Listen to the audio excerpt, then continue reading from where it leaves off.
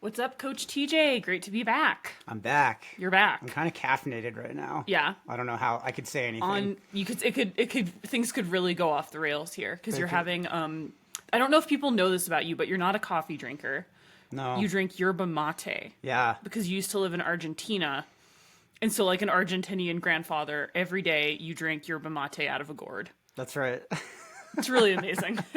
Sometimes I'll be drinking my mate like on my early morning deep dive calls with my athletes. Just getting absolutely cranked. It definitely goes to my head a little bit. Yeah, you start. I feel like people are like, wait, what is that? Is that like some sort of... I mean, it kind of looks like a pipe. Yeah, it looks like a bong. Like it looks like you're drinking weed in the morning. That would be a different energy. Yeah. Well, full disclosure, I don't think I've done any marijuana products in like a decade. Yeah. So... this is spicy for the podcast. We'll talk about my race later, but I raced a 50K on Saturday. I consumed 3 caffeinated gels per hour. Oh my God. What? Yeah. Wow. And I felt great during the race, but afterwards my body was just like, it was really hot. And then not only did I consume, so that's like 90 milligrams of caffeine an hour. So that's like... So it's like drinking a cup of coffee an hour. That's a cup of coffee so that's an like, hour. For me, that would be, I had a cup of coffee before the race, and then I had that amount of gels for like 4.5 hours, which is just, that's a lot of caffeine for my body. Yeah. And then I had to drive on I-70 in traffic, which was like a lot. God. I know. So when I got back to Carbondale, my brain was like dialed to 11, over caffeinated, and I was like, okay, it's really time to like get serious about recovery. I need to like lay down, and I laid down for like 11 minutes, and my body was just buzzing from having run hard for 50K and then consume that much caffeine. And I was like, I just don't know how to down regulate. And I was like, I should get a gummy. Like, I should do a gummy. You did a gummy? I had to go. I've never bought weed before. That's so I not had to true. go. We bought weed for your sister one time. That's right. Shout out to my sister. Yeah. But I had never bought weed for myself. They looked at us in that shop like... I felt like such a child. Two. Like I went in there and I was like, I would like to buy some weed, please. It's like we were buying alcohol for the first time. I know. Like, I felt like I had no... Mike's hard? I know. I need some hard tea. I need hard lemonade.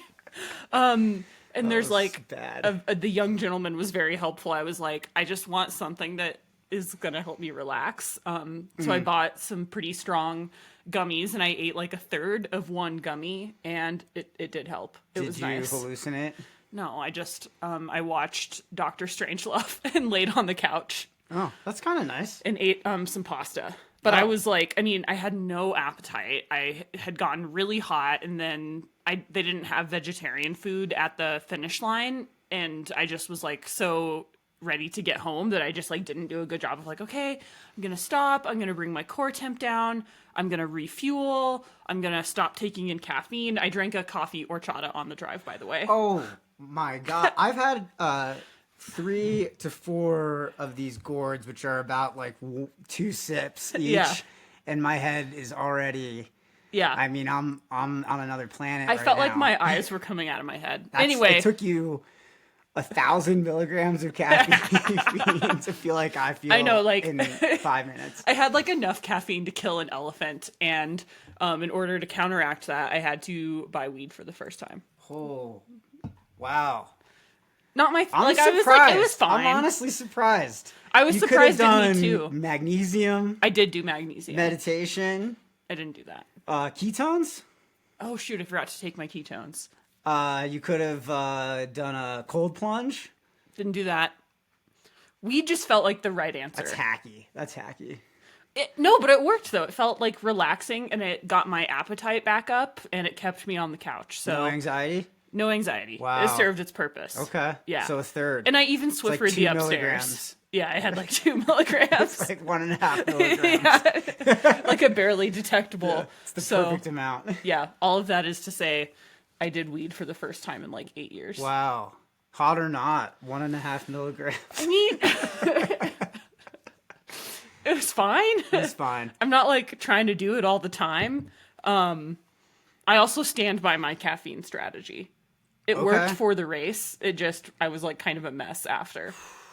I don't think I could do it. I'm gonna feel lit like most of today, probably from Yeah. having this caffeine. Yeah. Yeah. So, all right. Great. Let's do a little hot or not. Hot or not, TJ, salt pills. Do you use salt pills when you race? Yeah, I do. Yeah, I take 1 to 2 an hour. I have a relatively high sweat rate. I need You 800. have like a sodium concentration in your sweat. Of course. Yeah. Yes, I do. Everybody does. Well, that's what I'm saying. It's like, but yours is relatively high. Relatively, I need 850 milligrams of sodium an hour Yeah. to meet my needs. So I found that, yeah, with how much fluid I need, about 1.5 flasks an hour is what I need. Yeah, salt pills really help to kind of Yeah. like make that difference and to bridge any gaps Yeah. maybe that happen between aid stations. Yeah, you have something right there. Well, still have oatmeal on my face. Gone. So yeah, I'm pretty hot on them, but like I'm definitely as a coach really cold on them if you're just like popping them for no reason. Yeah, you Like, gotta be. You need to know. There needs to be a strategy behind it. Absolutely. I agree with that. So salt pills are usually it's like 250 milligrams of sodium per. Well, Am I getting that right? Is it per serving or per pill? it's per pill. Per pill. And I think salt stick is like 190. Okay. I have seen some that are 250. I can't remember what the brand was, and I've also seen some that are like 25 milligrams or 50 milligrams. Like, I mean, that's like the rim of a margarita. yeah. I did recently had an athlete who was like, their whole electrolyte plan was to like do one of those pills an hour, and I was like, okay, 25 milligrams. yeah, I was like, we need to talk about this. This is not This is not the strategy. a strategy here that's going to be helpful. Yeah. So that's like trying to pay off your student loans in quarters. Right. You got to just know. Yeah. This can definitely be part of your strategy, but again, like the amount of sodium you're taking in needs to be correlated to Right. the amount of fluid you're losing. That concentration needs to be very accurate.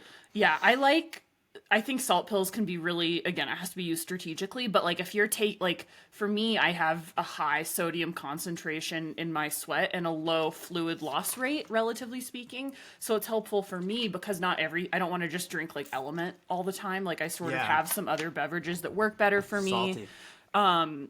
There is an increased risk of when you take in salt pills of it actually making you thirstier, so it can cause over drinking, and that's one of the reasons we really want people to practice and train with it quite diligently.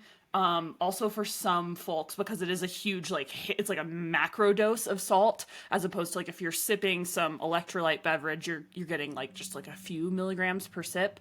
Sometimes you can have GI distress when you introduce a ton of sodium to the system really rapidly. Yeah. But I think it can really help sort of like, again, thinking of what your personal math equation is for how much sodium you need per hour.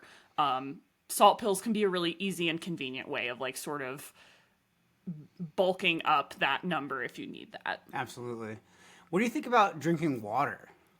Oh boy. So In what context is this hot or not? Okay. So, in daily life, hot, drink water. You also don't need to drink like the insane amounts of water that like idiot TikTokers recommend, or like whenever you see gym bros walking around with their like giant fucking Stanley, like it's like, like the gallon. You don't need to drink like a gallon of water a day. You don't? No, that is like not helpful at all. Like Tom Brady, he was out there. He was proposing that if you drink enough water, you don't need to wear sunscreen, which is just an incredible claim. That's like akin to Trump saying you can drink like bleach. to not get COVID. Yeah. Wow. Same vibes. Awesome. Water, cool, but will not prevent sunburn. Being hydrated is good, but it is not like being overhydrated isn't beneficial. So during races, I think it really, again, it depends on the individual. I have seen, I would not recommend only drinking water while training and racing. You lose salt in your sweat and you need to replenish that. Not only is it important for performance, but also for fueling. If you're not taking in enough electrolytes, you're going to have a much harder time digesting the exogenous carbohydrates that you are getting. But I have seen athletes who are reluctant to use electrolytes for whatever reason, and it can lead to fatigue, cramping, and it's just, you're not going to perform as well. sometimes drinking a little bit of water, but also you don't want to overhydrate with electrolytes, right? Like hyponatremia is what happens when you take in too much water relative to your sodium intake, and that's a problem as well. And actually in ultra marathons, hyponatremia is more common than hypernatremia or dehydration. Yeah. So train, ideally do a sweat test and a fluid loss test to figure out what your specific needs are so that you can really dial this in the best way for your individual needs. Drink to thirst. Drink I to like thirst. a little water during really long ultras. Shorter ultras, 50 miles. Unless I usually don't drink any water at all. I like to pour water on my head. Just electrolytes. I like to take water in through my head. Right. Water is really good to keep for I like it evaporative on me, cooling. not in me. All right, bladder versus flasks. Dude, Hot I or gotta not? say, Flask all the way. Yeah, Team Flask. Bladder, very, very cold. Very, very cold. Because again, I find that it's so hard to meet your specific electrolyte needs if you're drinking in that bulk way. Like a liter or a bladder's like usually a liter and a half. something Can like be like that. 2 liters. a So lot. it would be really hard to get, and then you're like very committed to like you're drinking 2 liters of the same liquid. You probably should not be drinking that much water during any race unless again you know that is correct for your needs. So I really recommend Flasks because you can be a lot more dialed in terms of how many and what electrolytes you're taking in per hour, and you can also change up the flavor so you don't get palate fatigue as readily either. Yeah, I will say for athletes that have especially high fluid loss and sodium sweat concentration, I would I don't necessarily recommend the bladder, but it can be helpful because there are some folks out there that have pretty high sweat and rates. I'm seeing this more and more. You're hearing it more and more. God. That I do have a number of athletes who need to drink like several liters an hour. And so like the bladder plus flask like the only way just to- kind of the yeah. only way to do that. But they are super focused, super dialed on exactly how much they need to put in that bladder in terms of electrolytes. So like each time they refill, they know what concentration their fluid is, and then it's not just like they're just like adding more on to something that they're not drinking a lot of, and then the concentration gets kind of muddy over time, and then that affects your performance because you don't exactly know what you're getting in. So if you're going to use the bladder, just be really dialed. Yeah. Be really specific about it. And I also find that for racing, flasks are just so much more efficient to refill and get in and out of aid stations. So that's another advantage. Speaking of efficiency, pole quivers. Dude, I love the pole quiver. I am Yeah. all in on the pole quiver. Me I too. actually had to specifically order the one that I use. I have a Solomon one that I still think you can't buy in the US. So I had to get mine like from France, like shipped over. Like I had a friend who worked at Solomon get it for me. Totally worth it. Nice. Like that is the only way I've ever been able to efficiently like transition with poles. I don't like stowing them in my belt loop. Like there's just no other way on the, like I'm kind of a moron when I'm running and I can't like do the like Tetrising of putting my poles through various loops. But just shoving them into a quiver really works for me. Yeah, the pole quiver is definitely my You just go-to. got a pole quiver. I did, yeah. Well, when I was with DynaFit, I helped design a pack called the DNA, and like the DNA Alpine 8 or something. I can't exactly remember what they're calling it now, but it just came to It has market. an integrated quiver. And it has an integrated quiver. And it's actually it's like hard to find a pack that comes just with the quiver. Yeah.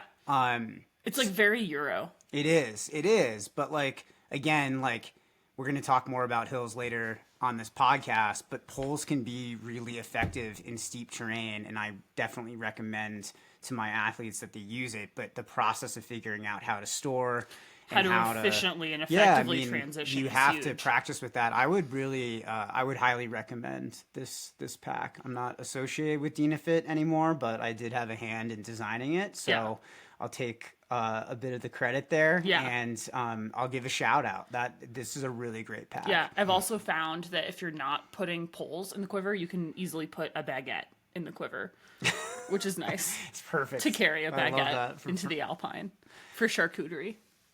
Cheap sunglasses versus expensive sunglasses. Hot or So not? this is something I've really evolved my thinking on in the past few years. Tell I us used to about be that. all about the like $20 cheapo sunglasses, The gooders. the gooders, which like respect, love those. Got my use from them.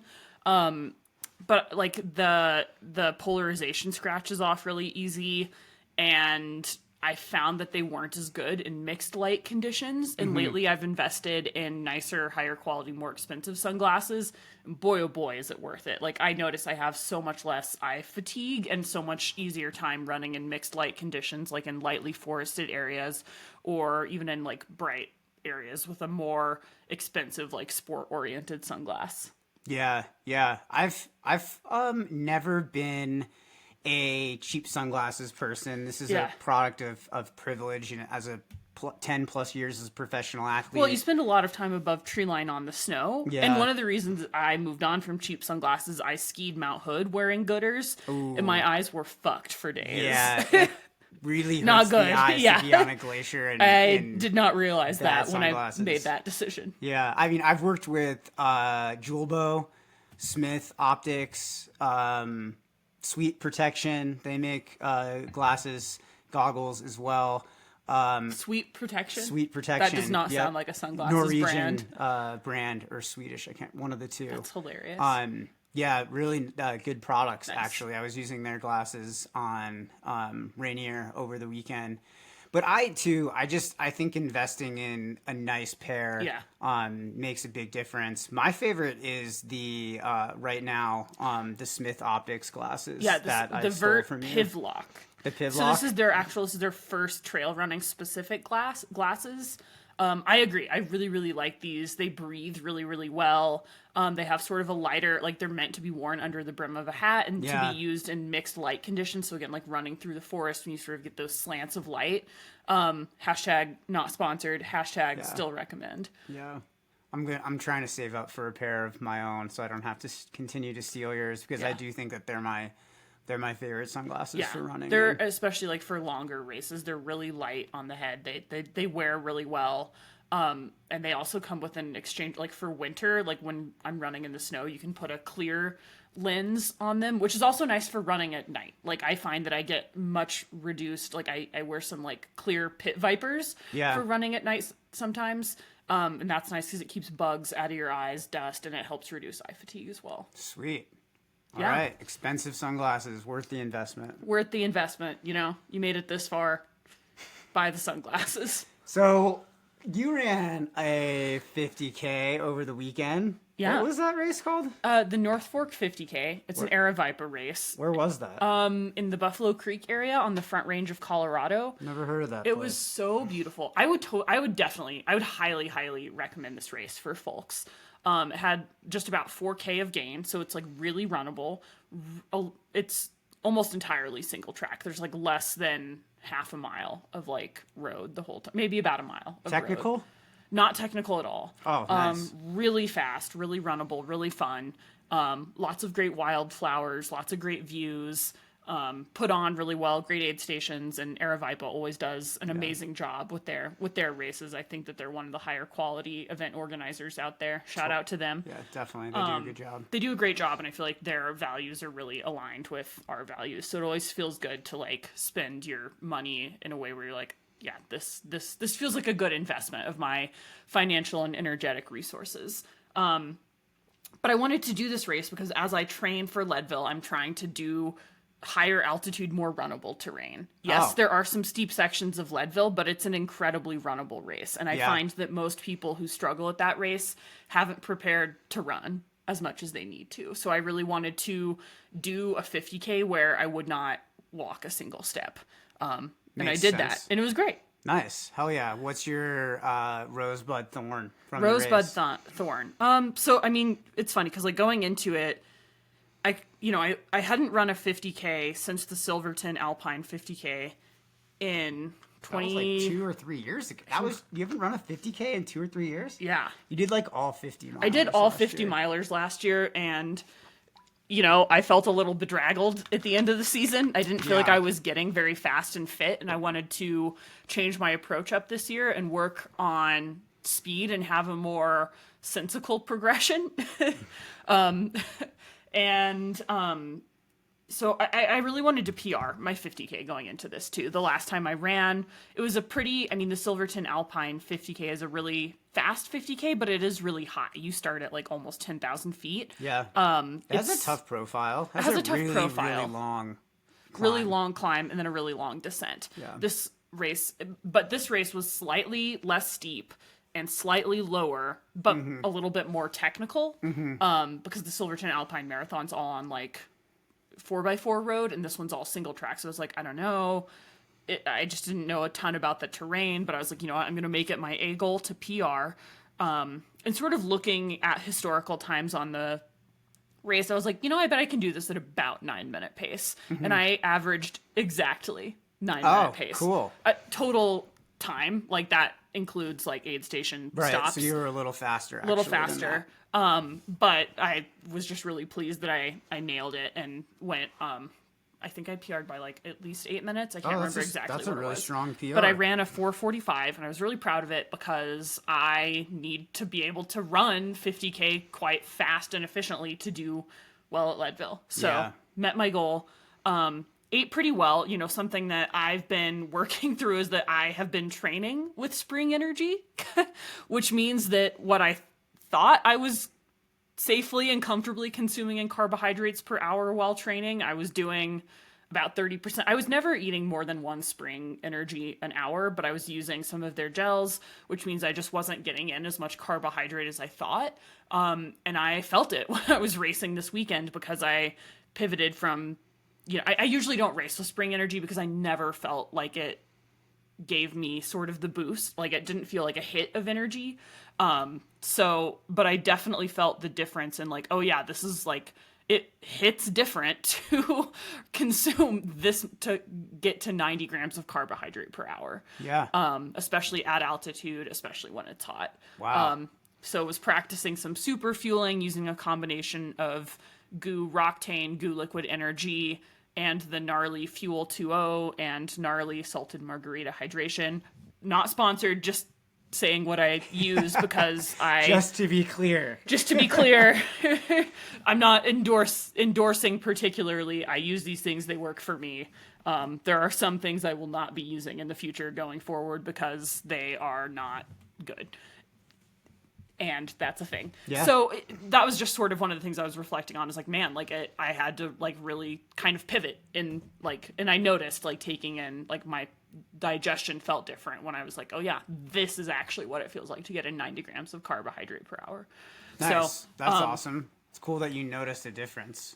Yeah. Well, I mean, and like sometimes it was a little like, ooh, like at one point I strategically decided to take in one less gel per hour during one of the hours because I was just feeling like there was a lot going on in my stomach. Yeah. So I, you know, but I want to be able to not do that going forward. So I'm going to spend some additional time feng shuiing my nutrition plan and adapting it and training with a few additional tools in my tool belt this summer as I get closer to Leadville.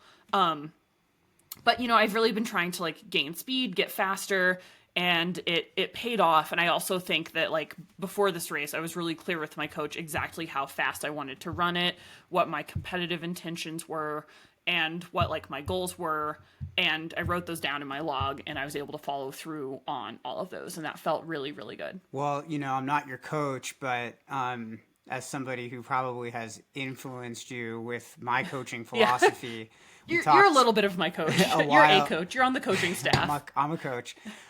We talked a while ago when I was recapping my race at Lake Sonoma, the importance of being clear on the outcomes that you are committed to. Yeah. And that you're pursuing in the race. And being unclear about those outcomes can really impact performance. Yeah. And so, you know, when you write those things down, you put them out there, right? You know, to yourself, to the universe. Like you just make it clear. You ingrain in your psychology and your subconscious, like this is what I'm playing for. Yeah. And so then, you know, everything you do during the race should be done in order to uphold getting as close as you can to those goals, no matter what is actually happening during the race. And I think sometimes, you know, on this podcast, in our coaching, you know, we talk so much about the importance of process-oriented goals, and also we've talked about performance standards and kind of the foundation in the middle part of like a goals pyramid, with the outcome specific goals being at the top of the pyramid, the ones that are least in our control. Right. But, you know, it's important that every athlete acknowledges that all of those goals work together. Right. I think especially for myself, you know, I used to just be so process oriented that I often wouldn't even consider like outcome goals going into races. And I but think we race to have outcomes. of course, and there's no debate there. Yeah. I think you know, it's different for every athlete, but I do think that when you're really on your growth edge in a race and pushing, and then you kind of get to that moment, and I think every athlete who's pushing their potential in a race experiences this, where there's that kind of, okay, I know I'm gonna finish. Yeah. I could make this easier on myself, or I could finish a few minutes faster by staying on this edge. Yeah. And then it's at that point, I think, that the power of having a very strong, solidified, outcome-oriented goals can help you motivate yourself to say, okay, I'm going to stay in this discomfort and work for that extra minute faster, that extra couple minutes faster. Yes. So this is very goofy, but you know I love movies. Like, movies are a huge thing for me. And one of my favorite movies is Talladega Nights. Yeah. And something I always return to is the incredible speech that Amy Adams gives Will Ferrell at the end, where it's like something about like wrestling, like you got to find the line between chaos and speed, and you got to ride it, and you got to wrestle it to the ground like a demon cobra.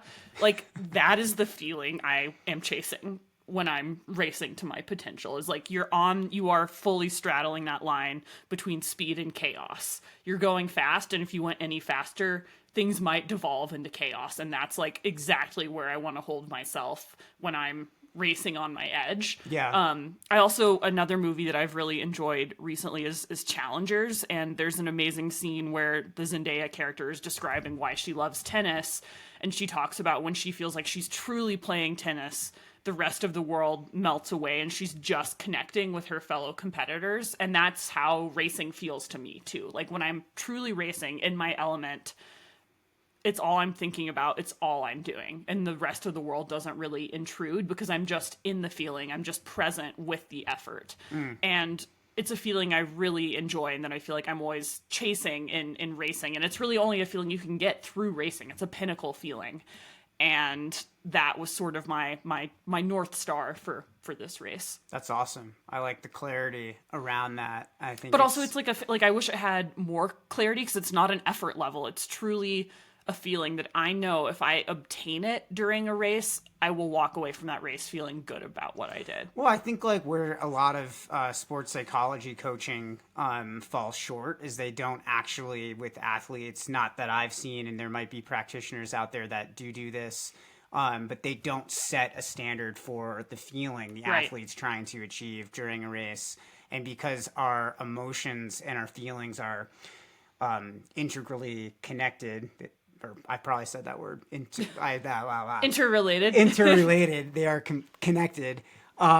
It's kind of strange to have to be doing something that produces strong emotions and to not be clear about what feeling you're trying to elicit through the experience. Like, when we set performance standards for a race, we ask ourselves, what is the predominant attitude that I want to have? What's my standard? I'm going to show up and I'm going to be grateful, or I'm going to have stoke, or I'm going to, be present. It's different for everybody, but there's also, what's my predominant focus? What do I need to focus on?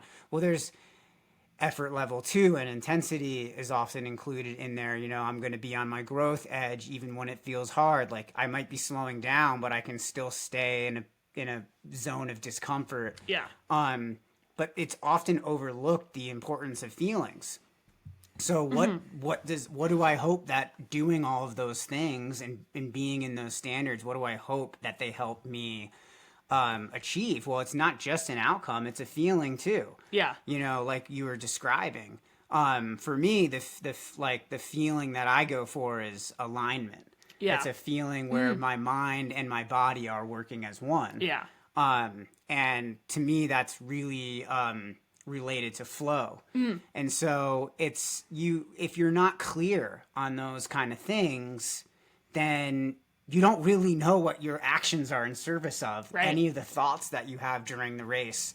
I suck at hills, or I'm so smooth in difficult terrain, or I'm so clumsy in difficult like you don't know what you're thinking, what those thoughts are in service of. They need to be in service of an outcome, which is in part like a tangible outcome that happens when you cross the finish line, but also a feeling that is related to that too. Without those two, I think you're missing something that is really key to the race experience. Yeah. So I like how you are kind of like chasing that Ricky Bobby. It's a very important film to me. Yeah. I mean, it's Truly, like, definitely one of my top 5 favorite movies of all time. It's a good one. I feel like every good American has seen it. If you haven't, get on that. And also watch Challengers. Just an incredible sports movie. Also maybe a top 5 favorite all-time movie for me. That's awesome. It's got everything. You know, shout out to female coaches. We run the world.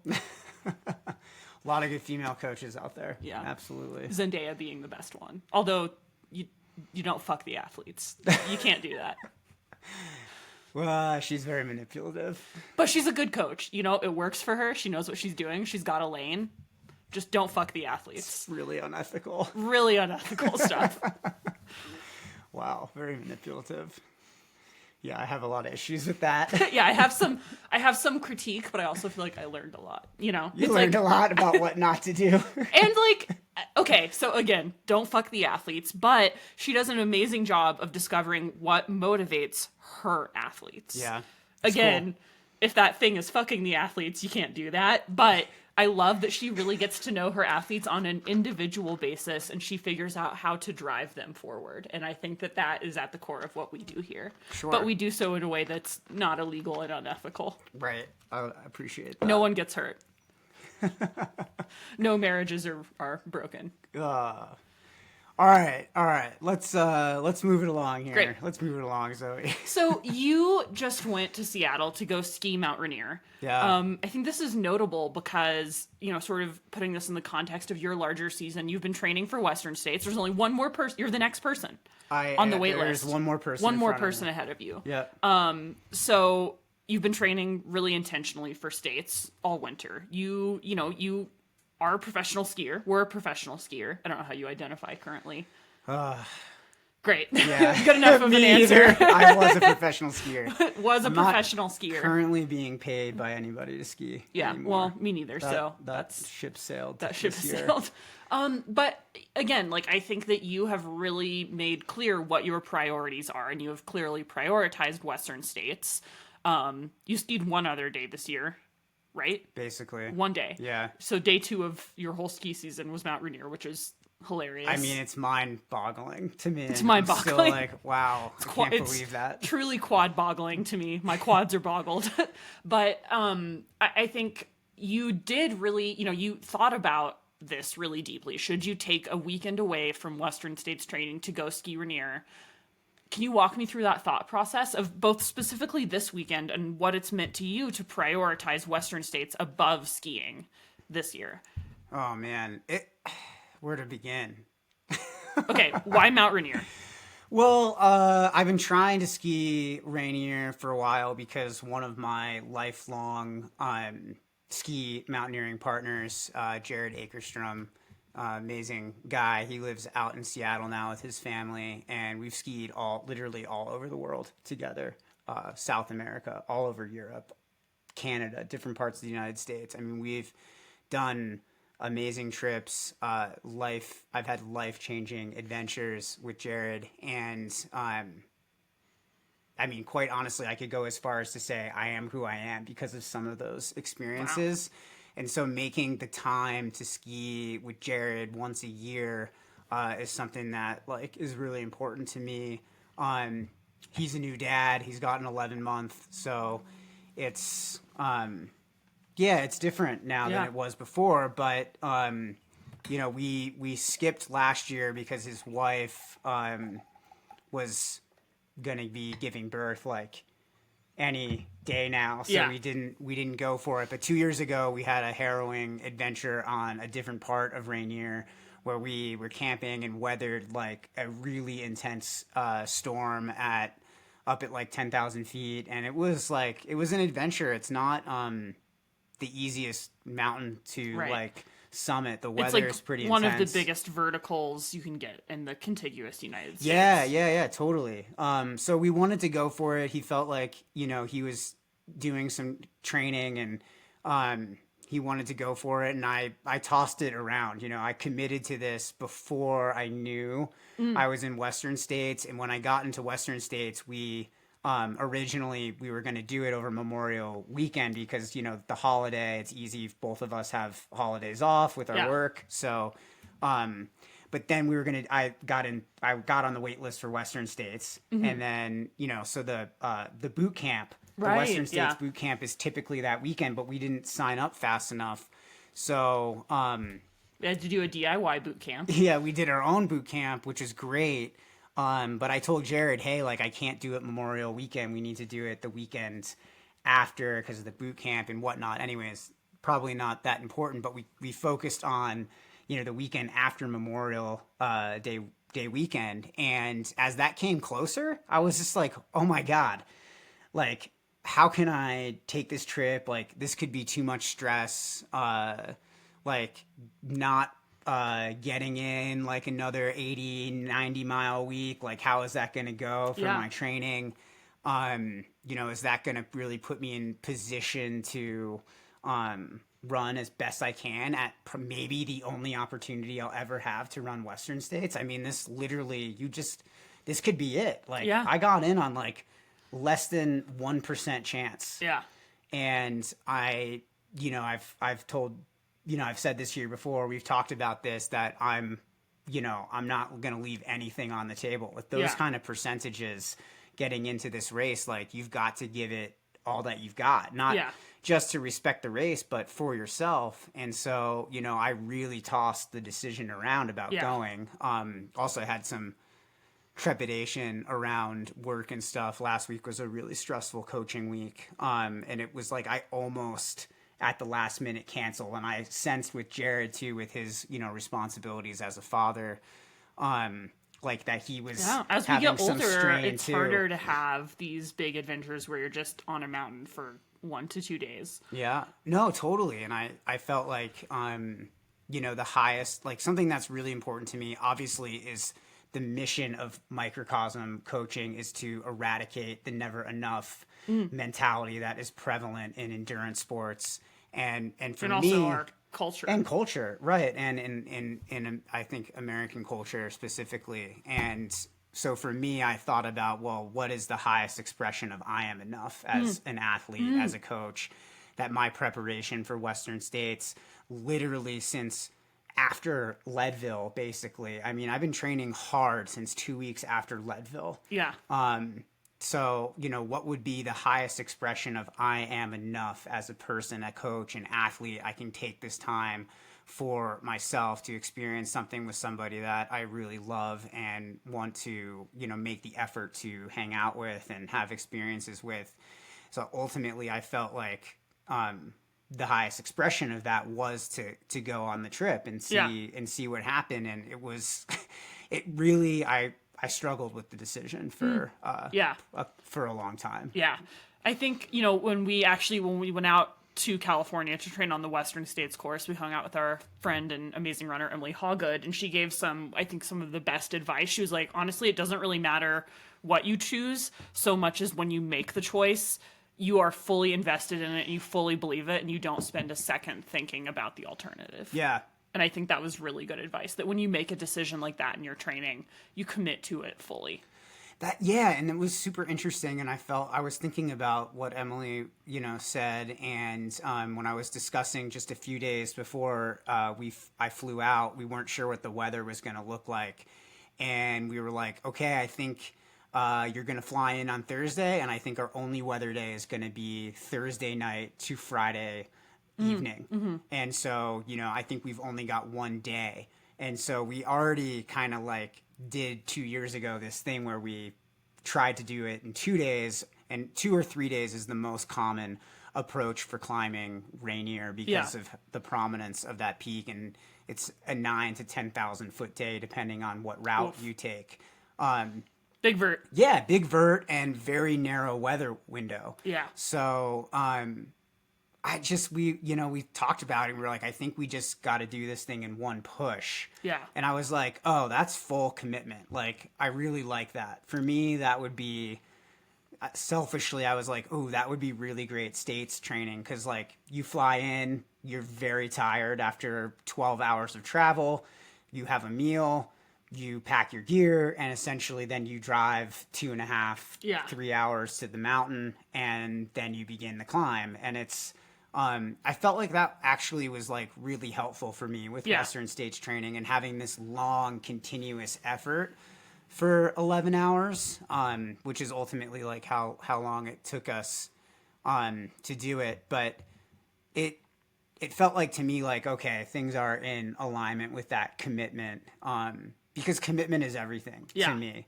I mean, that is one of my values as a person, not just an athlete, is that, when you do something, you're fully committed.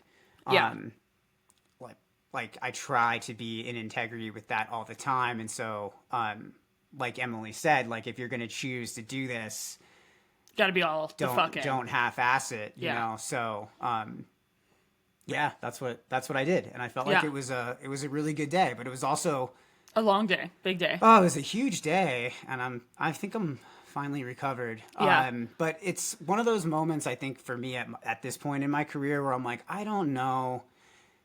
Because I used to do days like that, 15, 20 days like that a When you year. say days like that, what do you mean? Like full on days where you're out 10, 12 hours, you're doing... And you're in consequential terrain. I mean... Like there are consequences there. Yeah, and it was Jared and I, when we got past Muir Camp and started the last maybe 4,000 feet of climbing, there's several, like you're on a glacier, so obviously it was fairly filled in, so I didn't feel nervous about that at all. But the climbing in certain areas was, I mean, for not having like done any of that in all season, it's kind of like 0 to hero level. It felt like, and the two of us, have a lot of experience in terrain like that, and we integrated into it really seamlessly.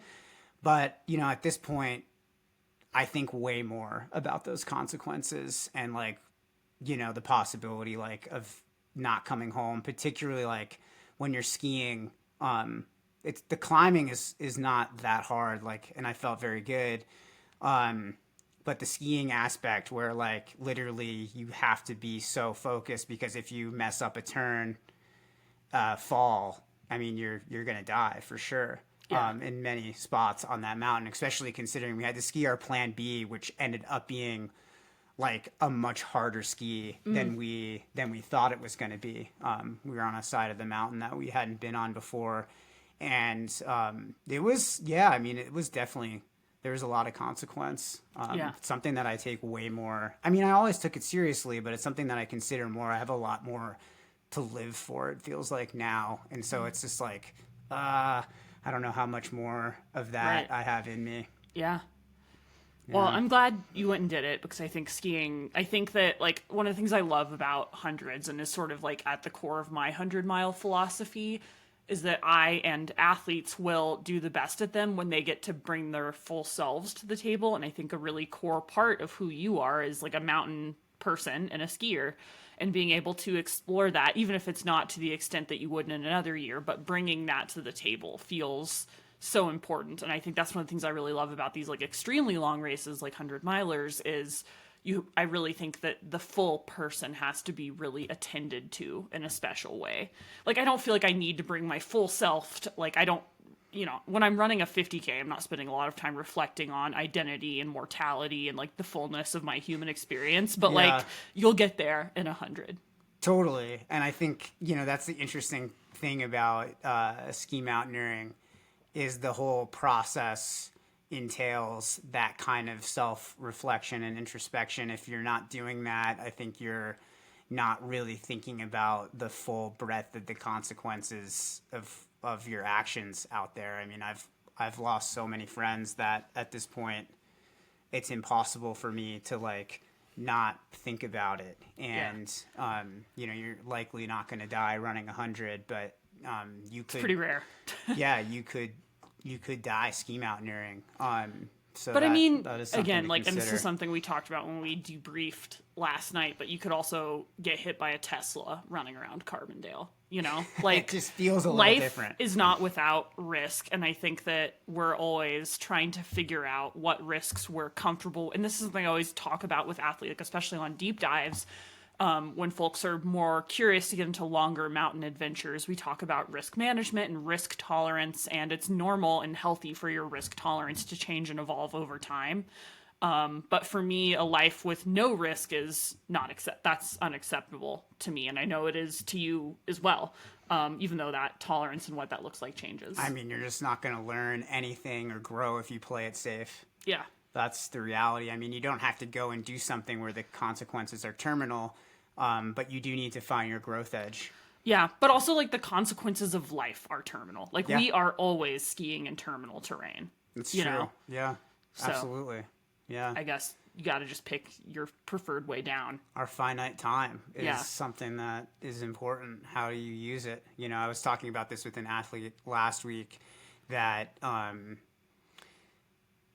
it's important to try to do things that fill you up, even if they don't fit the training perfectly, because ultimately you get to that race, and if you feel more full, you're going to race better. That's correct. And so, withholding things from yourself in the build-up because you're scared that you don't feel like your training is enough, that you've done enough, ultimately that's going to erode your experience and your ability to race from a place of abundance. You're going to end up protecting yourself more from the possibility of failure during that race, so you can't race to your potential when you're feeling like that. So I think, there's some actually a really good anecdote in, what is it? Happy Runner, is that David's book? The Happy Runner. The Happy Runner, about Claire Gallagher and some of the ways that she balanced some of the things that she loved to do outside of trail running with some of her amazing race performances. Especially, I think the one story was about Western States. Yeah, she spent 3 weeks backpacking through the Arctic National Wildlife Refuge before she won Western States and ran, I think, what's now like the third or fourth fastest time ever. Yeah. I'll also add to this, like, this is one of the reasons we emphasize consistency over the long hauls. You do kind of have to earn the privilege of having that wiggle room. Like, if it's your first season running, no, you're not going to be able to go backpack before your A race and expect the same results. You're not going to be able to go ski Rainier and expect the same results. And that's why we really emphasize consistency and commitment over the long term, because all of this is a really long-term process. And I think like a sort of red flag is if you ever feel like you can't engage with your life and you can't be your full self in the lead up to a race by doing the minimum training required, it probably means the goal we set wasn't appropriate for you. Yeah, and I like athletes to use the same litmus around like work, life, and if whatever you're doing is at the cost of what makes you feel like who you are deep down, that's a serious issue. Yeah. That's going to lead, like, you can only do that for so long without having some pretty serious consequences. So always be checking in with yourself about that. I think that really helped me be clear. I used a very specific exercise to come to my decision around this. I zoomed out to 3 years from now, TJ, who has achieved his 3-year vision for himself, and I kind of like talked to that future version of myself, and like asked that future version of myself, like, what did you do? Yeah. And that version of myself told me, like, hell yeah, I went and I skied that mountain. Yeah. Because you can do it. You've done more than enough, and you are enough, and you don't need to make a decision from a place of like, will one more weekend really prepare you the way you want for Western States? The answer to that was like, no, it's not really going to make a difference. Like, you've been training for this for months and months and months. You're ready. Yeah. All right. So the big thing we want to talk about today is how to get better at running uphill. This is something that athletes, we have a Slack channel, join the Foothills tier if you're interested in getting in on these conversations. This was sparked by an athlete who was wondering how to progress specifically their uphill running. And I think the most like the captain obvious answer here is run hills consistently, ideally on a variety of terrain in training. We really encourage athletes to practice running hills more over time, even on easy days. Running uphill, you can actually, like, it's reduced impact, so it's not as much injury risk versus other types of terrain. So you can add a little bit of uphill running without overstressing the musculoskeletal system. And that system can adapt to stress to make it possible to do more hills at a true easy effort later. And I think the key thing not to overlook there is it's highly neuromuscular to run uphill. So really that's the main system that's going to be adapting through practicing those hills. Yeah. Something I would love to get your take on. So this is one of those, I think that we see a lot of really black and white thinking in the running and the coaching space that's like, no, you got to keep your easy days only easy. If you take even a single step that's not easy, your whole day is ruined. And that's just not true, right? Like, our bodies are complex systems, and stress is also a complex concept. And I think the most important takeaway here is there's no like magic barrier when easy run becomes unproductive, and that even increasing some of the strain of some easy runs to get better at running uphill without stopping to walk is actually going to make your aerobic system a lot stronger insofar that you aren't at your stress limit to begin with, right? So that only works in the context of like your stress bucket isn't already overflowing. So to put it in more plain terms, it's okay to progress an easy run to steady. So like that gray area between aerobic threshold and lactate threshold in challenging conditions. And when you feel good, as long as you're not getting excessive and you're not like just flooding your system with cortisol, and you'll know that you need to back off if you can't recover. Yeah. So I don't need people to look at a hill and immediately think, I have to walk this to keep the run easy. I would encourage you to run it, even if it means you exceed easy effort for a little bit, insofar that you're able to get back to baseline in the context of that run. And I think that the most important thing to take away from that is that good training is balanced. So Yes. a way, especially for trail, And it's not black and white. right, for newer athletes and for trail running specific athletes, running uphills is going to give you some of that zone 3 work that further balances out a plan. So we do a lot of obviously zone 1, zone 2. That's how we build the aerobic system. Fundamentally, easy running is how you build the aerobic system. And then, often we're doing strides, so that's pushing the ceiling. That's also going to help increase your efficiency or your economy as a runner. So that really impacts how efficient you are, really impacts how well you run uphill. But that kind of like that middle zone is just practicing running those hills because it is, again, so neuromuscular. Right. One of the things that I like to do with my athletes is if you can see the top of the hill, try to run the hill. Yeah. If you can't see the top of the hill, especially in the context of a long run, just hike. That'd be great for just hiking. Yeah. But when you can see the top, try to run as much of that as you can before you really like start to breathe hard and then hike. Another skill I really like athletes to work on is I call them rollovers. So you want to run through the top of the hill. I mean, think about running up a hill. If you exceed easy effort and you're kind of pushing to get to the top, but as soon as you get to the top, you stop to regroup or you slow down dramatically or you start walking, you've just lost all that gained efficiency. So really practice pushing through the top of the hill and truly recovering on either like the flat top or on the downhill. but like really think about running through the top and not stopping or walking as soon as you hit that top. So let's talk about some form tips to help people get better and more efficient at running uphill. So something that we always like to think about is little hamster steps. We call TJ the muscle hamster. What? Nobody calls me that. You've called yourself the muscle hamster. Oh, don't tell anybody. You got little feet. You gotta have little steps going up. You gotta have little steps. You're like on a hamster wheel. You're on a hamster wheel. So think about shortening your stride and really using your upper body to propel you forward. What you really want to think about is having your center of gravity leading you up the hill and not pulling you backwards. A lot of times I see athletes really being very upright, very erect, or even like taking a back seat. And that's no good because then you're fighting your own weight. You really want to try to have your upper body match the grade of the hill, really lean into it, but keep your chest open and make sure that your breathing is still really good.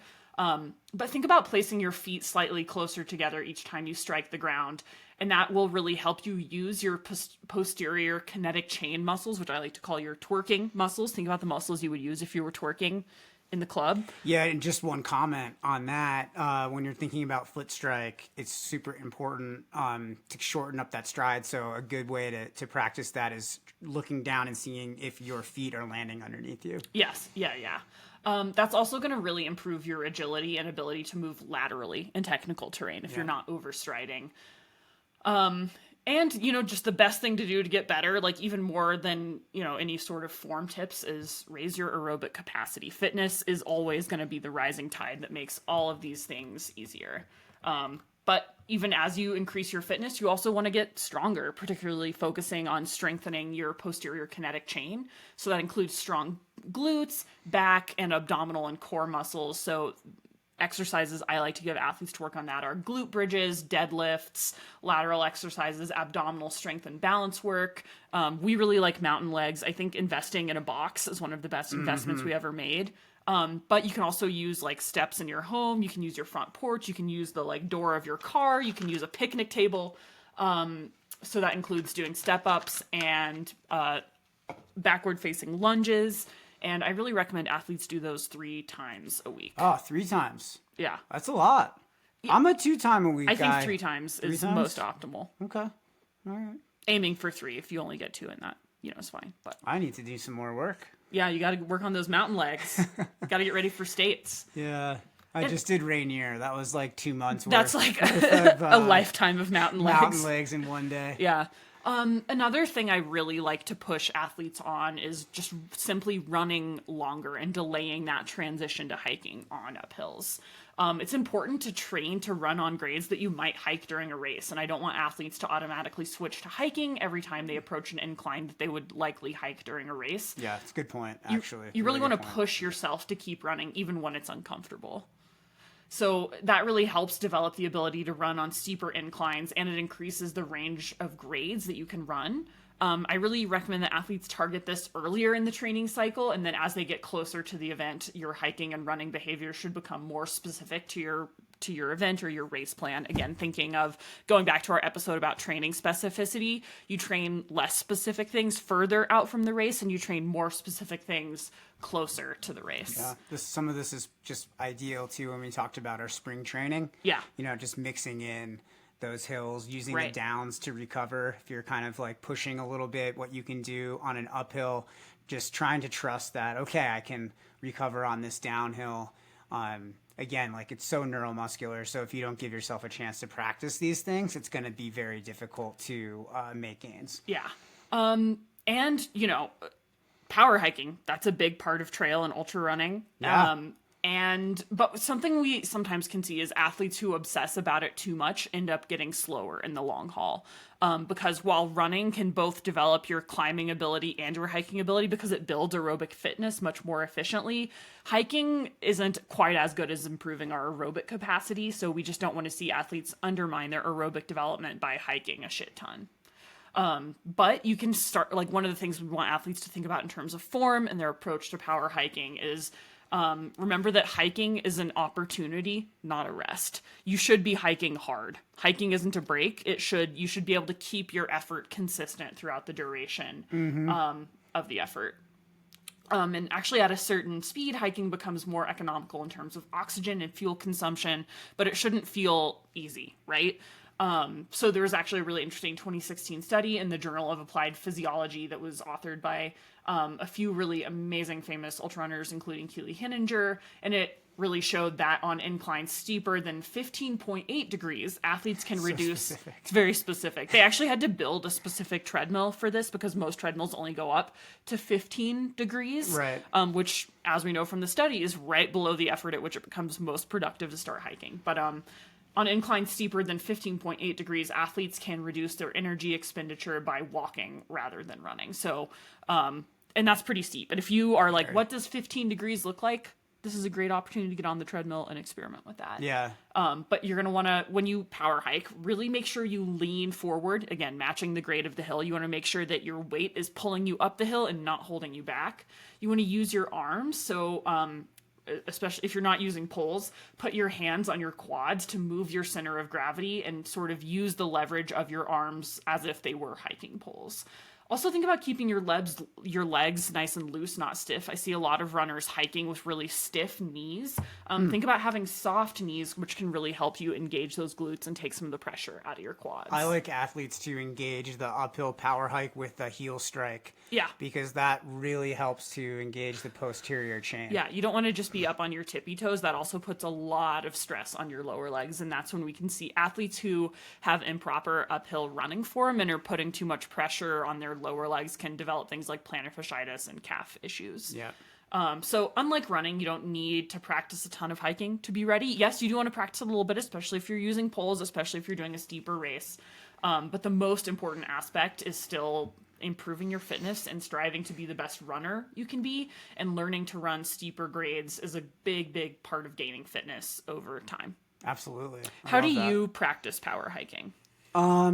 You know, if my effort level gets high, I just hike. Yeah. I'm comfortable with that at this point, and I don't worry so much about some of those little traps that I see athletes get into, like, oh, I better push this hill because then my overall Strava pace will be lower.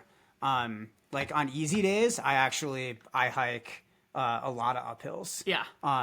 You know, I will allow myself to get into that upper zone 2, low zone 3 for short periods, but I'm very regulated. Right. Like I don't go for fast guy, fancy, attractive Strava like at all. You also don't limit your speed because of a heart rate monitor. Yeah, I go by feel and feel alone, and I make sure that my easy days are predominantly easy. Yeah. You know, there will be moments where my effort gets up a little higher, but my training is just so balanced as it is that like I do plenty of speed work and things that also support the hills over time. So I'm kind of constantly thinking about that. And I think the biggest thing that I use to determine whether or not I'm going to run more of an uphill or hike is just generally how I feel on a given day. Like, did I just do a workout the day before? Oh, I did. I did like my Wednesday workout. I'm going to be more tired on a Thursday. That's not the day you're probably going to PR a climb. Right. So I'm going to hike way more ups. Yeah. Like, but on a Tuesday. And you're not going to freak out about it. Yeah, it's just not worth it to freak out. Like, just hike. Yeah, I forget about the pace entirely. And I go by effort. I listen to my breath. I think about, you know, like trying to be in a state where like when I get to the top of that hill and I can either run the flat or the down, that I'll be able to start running again very easily without having to catch my breath. Yeah. I love that. You've even been incorporating some uphill treadmill doubles as part of your Western States training. Yeah. How have you been integrating that? Well, those I said a while ago, like, oh, I'm not doing double threshold work anymore. This is amazing. And then all of a sudden, I started to do double threshold work. But the second workout has been on the treadmill. And so you do a workout in the morning. Yep. And then you do an afternoon session on the treadmill. That's right. Yeah. And I generally start at, I don't know, 6-8% grade, and I work all the way up to 15%.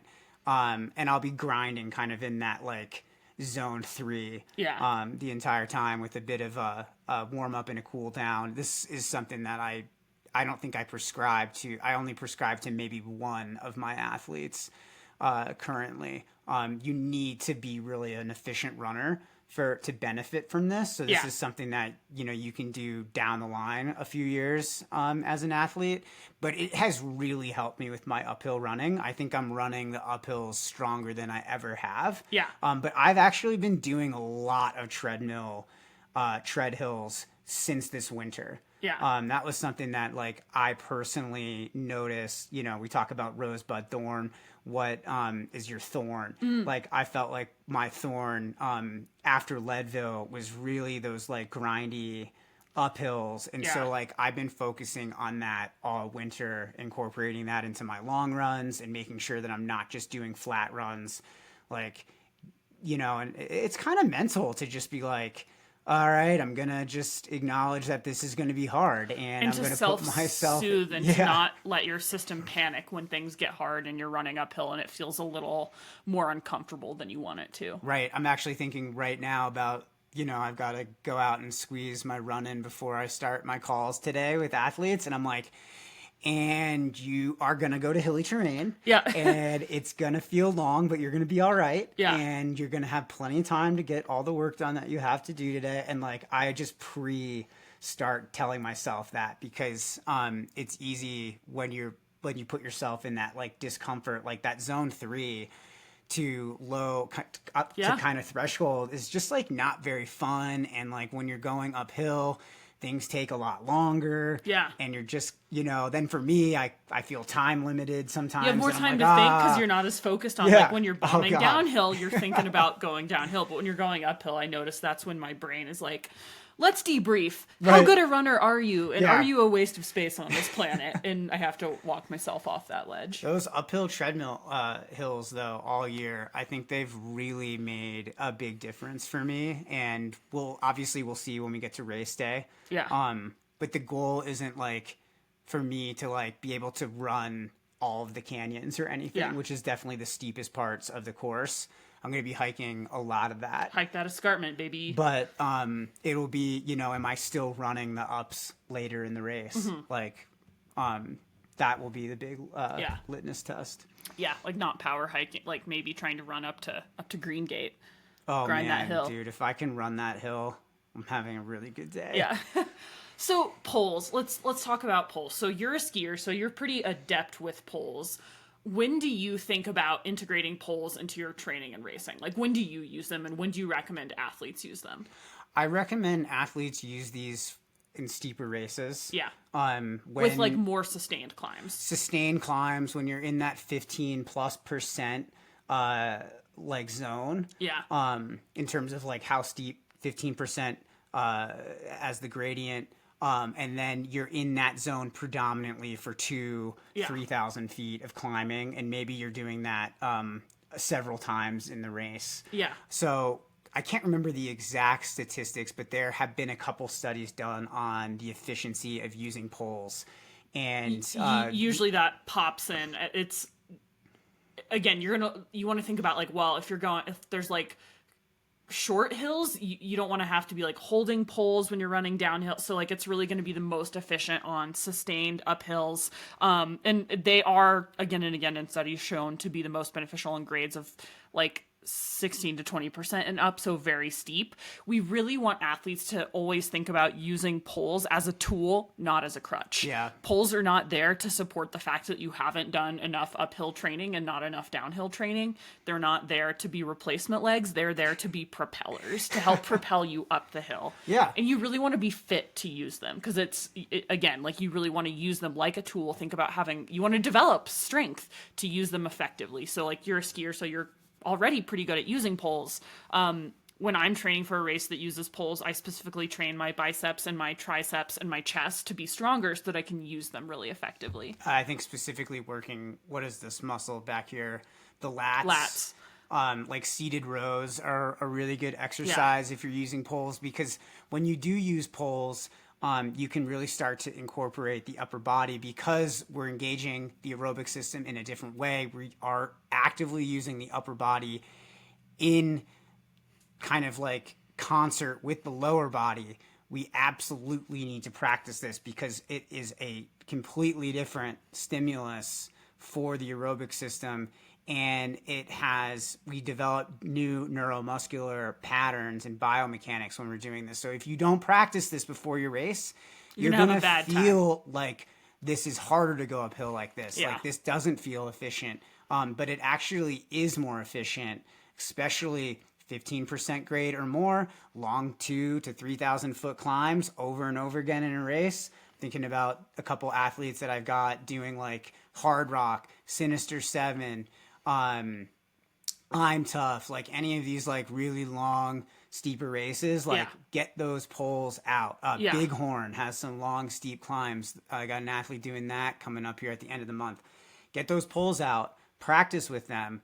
And learn when you're using them to move yourself forward, and also learn what it looks like to use them to hold yourself back, and don't do that. Like, I think there's, this is sort of coming from my experience. I think there's been times in races where I've used poles where looking back, I'm like, I wish I hadn't gotten those out because I think they actually slowed me down in that section, and they kind of confined me to a hike when I maybe should have been trying to push that hamster uphill, that slight grind. And better athletes will also, I think, more naturally start to practice doing a little bit of a jog while also keeping their poles out on the uphill on that more gradual terrain. Again, that's just something that you need to practice. Yeah. There's a lot of different techniques that you can use. There's a few good videos on YouTube that people can look we can up. share some of those in the Slack channel. It's just not it. Yeah, I mean, you can just literally more incentive to join the Slack. Literally, just Google it. You'll be all right. Yeah. It is out there. But I do really recommend these. I think these are great tools. I do recommend them, but I also think that people need to use them more intentionally. Absolutely. Again, it's a tool, not a crutch. Because, like, I see a lot of folks, like, I don't know, you don't want to be walking ever during a race. You can be power hiking. Right. Everything you do needs to be intentional and on purpose and from a place of fitness, and not from a place of, like, I just need something to hold myself up. Intention, fitness, commitment. Specificity. Love it. Microcosm coaching. Well, thanks, guys. Yeah, this was fun. Glad to have you back. I'm back. All right. Happy Tuesday, everyone.